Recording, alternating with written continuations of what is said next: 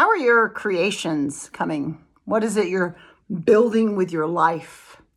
My name is Heather Feather. I am the owner of Rare Bird Medicine. Today's topic is building mansions.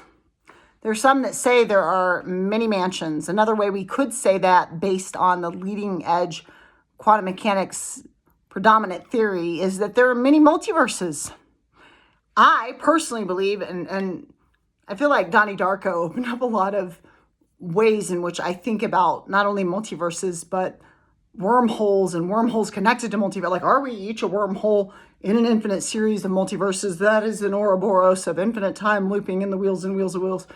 Heather has her own thinking system, which she thinks that doesn't always make sense. And I digress.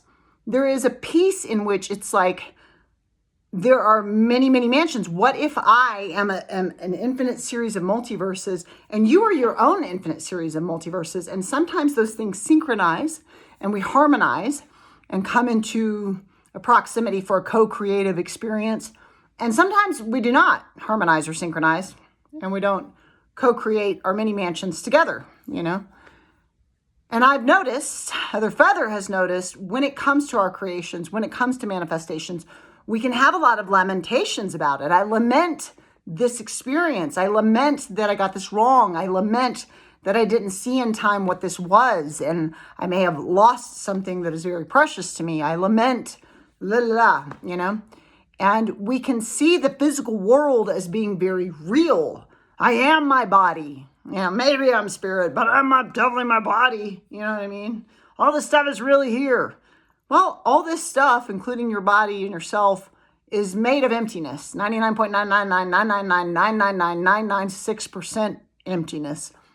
If we but round up, are we sure that we're here? And what is happening in that emptiness is we are collapsing waves of probability into the particles of the world that we see with our consciousness. And how well are we choosing to create the physical manifest world? What happens when we create a world when the individual that is using the creative principle to make the particles of a world believes they are unlovable or unworthy of love or a burden, you know?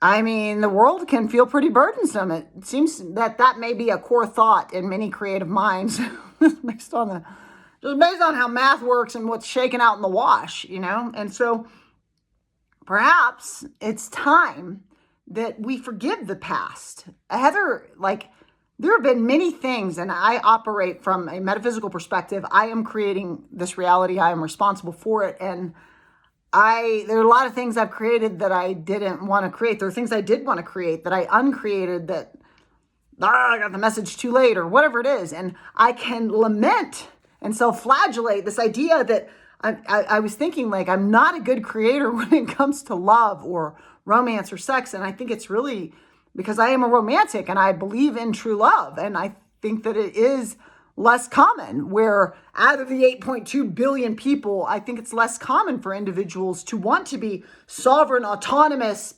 beings that are the authority in their life, but that devote and be loyal and committed and willing to do their own work to keep harmony in the temple that they share, you know?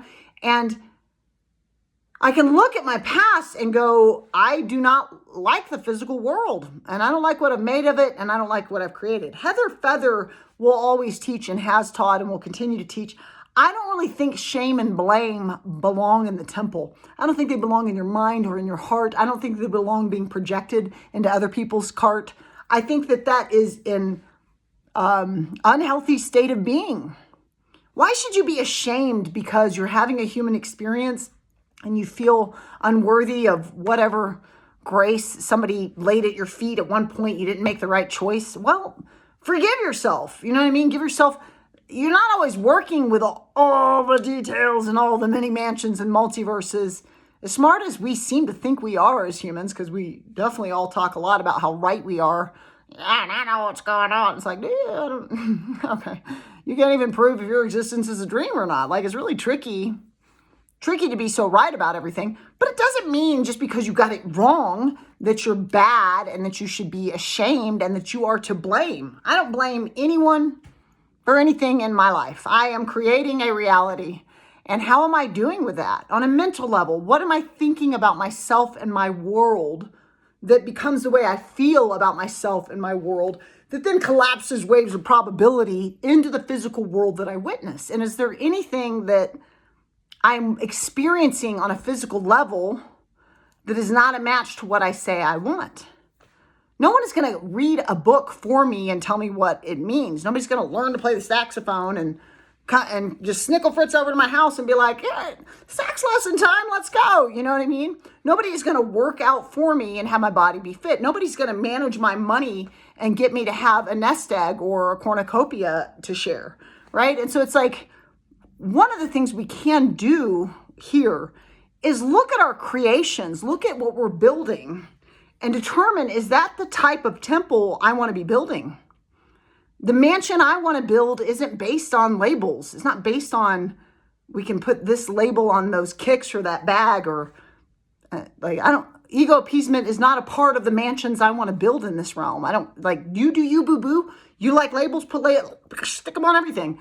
But what Heather Feather wants to build is a mansion that is a temple, a space, a grace in which everyone in the place is an authority and they are aware. I am wholly lovable. I am wholly precious. I am wholly valuable. I am the gem and the jewel among all gems and jewels. I shine like a brilliant light for all time, And so how are we holding the self?